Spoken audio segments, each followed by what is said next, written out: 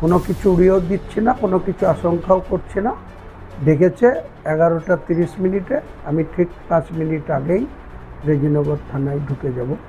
কর্মীদের উদ্দেশ্যে কি বার্তা দিয়ে যাচ্ছে? কর্মীদের একটাই কথা বলবো, তারা হয়তো অনেকে ইমোশনালি আবেগে বা কেউ পার্টির চেয়ারম্যান হিসেবে, হিতাকাঙ্ক্ষী হিসাবে কেউ হয়তো কোনো রকম উচ্ছৃঙ্খলতা যাতে না করে, কেউ যাতে কোনো প্ররোচনায় পা না দেয়, তারা যাতে শান্তিতে থাকে, তারা যাতে যে কটা দিন যদি আমাকে জেল কাস্টডিতে পাঠায় যেতে হয়, তো সেটা যাতে এলাকায় তারা নিজের শান্তিতে থাকে, শান্তভাবে থাকে, কোনো প্ররোচনায় পা না দেয়, কারোর সঙ্গে কোনো ঝামেলায় না জড়ায়, এটাই বলবো।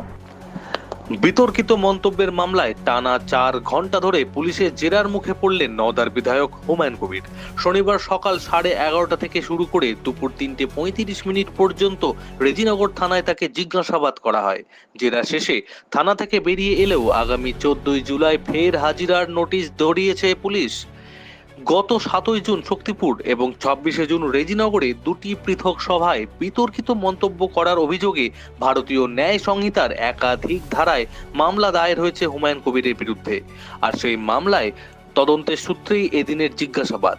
থানা যাওয়ার আগে নির্মীয়মান বাবরি মসজিদ সংলগ্ন এলাকায় দলীয় কর্মীদের উদ্দেশ্যে হুমায়ুন বলেন, কোনো প্ররোচনায় পা না দিয়ে শান্তি শৃঙ্খলা বজায় রাখতে, একই সঙ্গে গ্রেপ্তারের সম্ভাবনা উড়িয়ে দেননি তিনি। জেরা শেষে হুমায়ুনের দাবি, তদন্তকারী অফিসারদের তৈরি 10 পাতার প্রশ্নমালার ভিত্তিতে তাকে জিজ্ঞাসাবাদ করা হয়েছে। তার বক্তব্যে সন্তুষ্ট না হওয়ায় এক পর্যায়ে অন্য এক পুলিশ আধিকারিকও তাকে একই বিষয়ে প্রশ্ন করেন। পুলিশের আচরণ নিয়ে কোনো অভিযোগ না তুলে তিনি বলেন, ঊর্ধ্বতন কর্তৃপক্ষের নির্দেশ মেনেই তদন্ত এগিয়েছে। এদিকে থানার বাইরে ভিড় জমান তার অনুগামীরা। যদিও গোটা এলাকা ছিল কড়া পুলিশি নিরাপত্তায় মোড়া। এখন নজর 14 জুলাইয়ের হাজিরা এবং এই মামলার তদন্ত কোন দিকে এগোয় সেই দিকেই।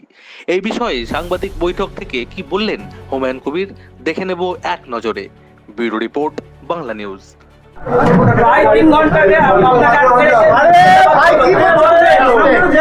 3 ঘন্টা না, প্রায় 4 ঘন্টা, 11:30 থেকে 3:35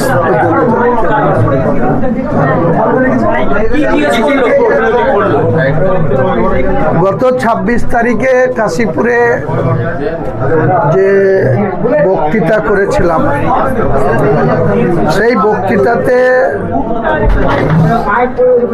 আমার বিরুদ্ধে একটি এফআইআর লজ হয়েছে, যার কেস নাম্বার 219/2026, ডেটেড 27/6/2026। আইও হচ্ছে এসআই বিজন রায়। তিনি এবং তিনার আরও ঊর্ধ্বতন অফিসাররা তাদের মতো করে প্রায় 10 পাতার একটা তৈরি করেছিল, যেটা জিজ্ঞাসাবাদের জন্য। তাদের পয়েন্ট অনুযায়ী যারা যা জিজ্ঞেস করেছে আমি সেই প্রশ্নের উত্তর দিয়েছি। তারা আবার রিপিট করে সন্তুষ্ট না হয়ে আবার রিপিট করে জিজ্ঞেস করেছে, আবার অফিসার চেঞ্জ করে জিজ্ঞেস করেছে। আমি তাদের প্রশ্ন যথাযথ উত্তর দিয়েছি। তাতে আমাকে আজকের মতো এই কেসের যে কারণে জিজ্ঞাসাবাদ করেছিল, তারা আমাকে রিলিফ দিয়েছে। নেক্সট আবার 14 তারিখ বেলা 11টার সময় এই ঘটনায় আরেকবার আসতে হবে, সেই ব্যাপারে আমাকে আরেকটা নোটিশ রিসিভ করিয়েছে। আমি নোটিশ নিয়ে চলে এসেছি। আজকে পুলিশের ব্যবহারে কি আপনি সন্তুষ্ট?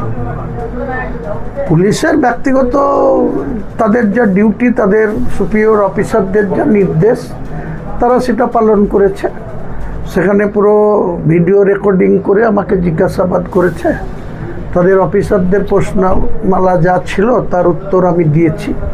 তাতে আমার সঙ্গে তো কারো পার্সোনাল রিলেশন করার জন্য ওখানে যাইনি। আমি 4 ঘন্টা থেকেছি। আমাকে যা যা প্রশ্ন করেছে আমি তার উত্তর দিয়েছি যথাযথ। অফিসার চেঞ্জ করে করে প্রশ্ন করেছে, আমি তার যথাযথ উত্তর দিয়েছি। এইটুকুই বলি। না, আইও আর আরেকজন অফিসার।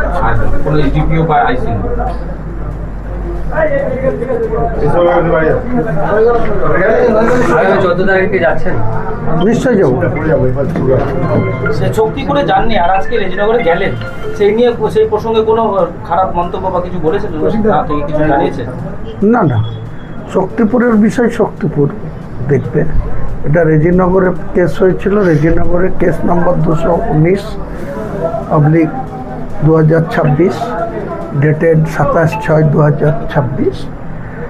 আন্ডার সেকশন যা যা ছিল সেই অনুযায়ী প্রায় 12-14 পাতার প্রশ্নমালা তৈরি করে রেখেছিল।